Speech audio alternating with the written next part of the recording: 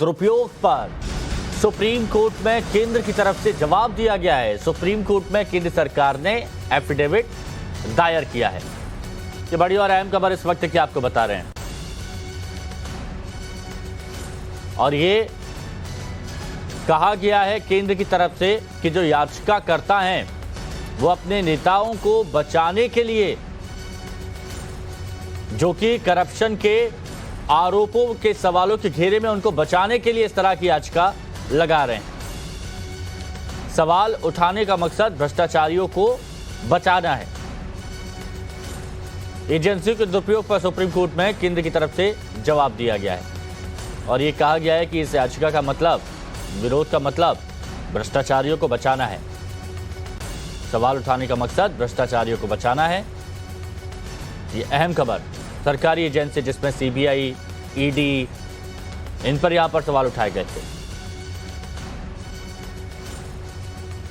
बड़ी और अहम खबर इस वक्त की आपको बता रहे हैं और ये बताया गया है इसमें एफिडेविट में स्पष्ट कहा गया है कि भ्रष्टाचार के खिलाफ जो सरकारी एजेंसी प्रहार कर रही हैं और ऐसे में भ्रष्टाचारियों को बचाने का मकसद है। गौरव हमारे साथ जुड़े हुए हैं। गौरव, इस एफिडेविट में क्या कहा गया है सरकार की तरफ से, केंद्र की तरफ से? देखिए, मुख्य तौर पर सरकार का ये कहना है कि खिलाफ जिन राजनीतिक पार्टियों के खिलाफ जो है वो प्रवर्तन निदेशालय जो है लगातार कार्रवाई कर रही है, उन्हीं के नेताओं की तरफ से, उन्हीं पार्टियों की तरफ से जो है वो इस तरह की याचिकाएं लगाई गई हैं जिसमें कार्यकाल पर प्रवर्तन निदेशालय के निदेशक के कार्यकाल के बढ़ाने को जो है वो सवाल खड़े किए गए हैं। और ऐसे में जो ये याचिका है वो बोनाफाइड न रहकर, यानी कि वास्तविक याचिकाएं न रहकर एक प्रेशर टैक्टिक्स ज्यादा नजर आती हैं, यानी कि एक दबाव बनाने का तरीका है। और जाहिर तौर पर यह भी कहा गया है कि प्रवर्तन निदेशालय ने पिछले कुछ समय में, खास करके संजय मिश्रा के कार्यकाल में, सबसे ज्यादा जो है ईडी ने छापे की कार्रवाई हो या गिरफ्तारी की कार्रवाई हो या भ्रष्टाचार के मामले में कार्रवाई की है। और यही वजह है कि प्रवर्तन निदेशालय की तरफ से, यानी कि केंद्र सरकार की तरफ से, केंद्र सरकार में जवाब देकर कहा गया है कि इस कार्यकाल के दौरान ही सबसे ज्यादा जो है प्रवर्तन निदेशालय जो है वो एक्टिव नजर आई है। और ऐसे में जिस तरह के आरोप लगाए जा रहे हैं उनका कोई अर्थ नहीं रह जाता है। बिल्कुल, इसमें ये कहा भी गया है कि देखिए कि याचिका किसकी तरफ से लगाई गई है, जिसमें साकेत गोखले हैं, महुआ मोइत्रा हैं और इसके साथ जया ठाकुर, कांग्रेस की तरफ से रणदीप सिंह सुरजेवाला, और ये सिर्फ नेताओं को बचाने के लिए, ये स्पष्ट तौर पर कहा गया है।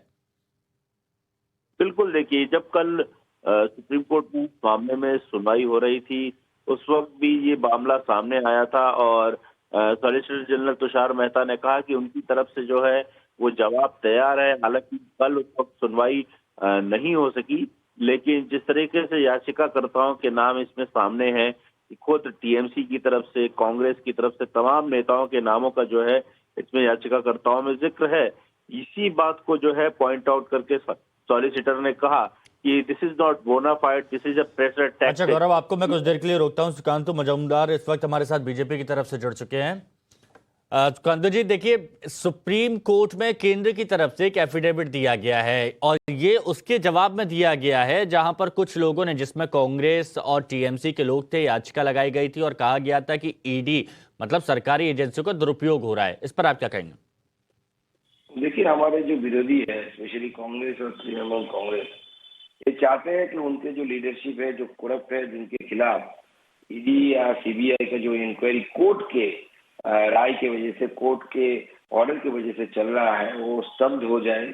क्योंकि उनके लीडरशिप, करप्ट लीडरशिप का जो एक एक भंडाफोड़ हो रहा है, स्पेशली पश्चिम बंगाल के रेस्पेक्ट में मैं जो बोल सकता हूँ, हर आने वाले दिन में हम देख रहे हैं कि कोई ना कोई नेता पकड़ा जा रहा है टीएमसी का, वो काउंसिलर से लेकर मंत्री तक, और लाखों करोड़ों की संपत्ति उनसे जब्त हो रही है।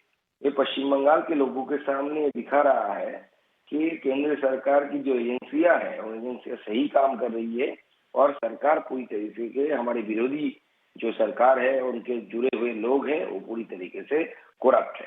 तुमदार जी, याचिका ये जो लगाई गई हैं, सवाल उठाए गए हैं, इसके पीछे की मंशा आपको क्या लगती है? ये अपने नेताओं को बचाने के लिए कोशिश चल रही है, आखिरी कोशिश।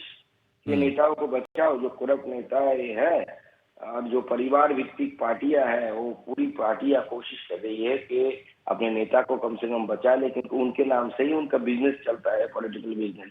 अगर नेता अंदर चले गए तो पॉलिटिकल बिजनेस खत्म हो जाएगा। चलिए, शुक्रिया आपका हमारे साथ जुड़ने के लिए।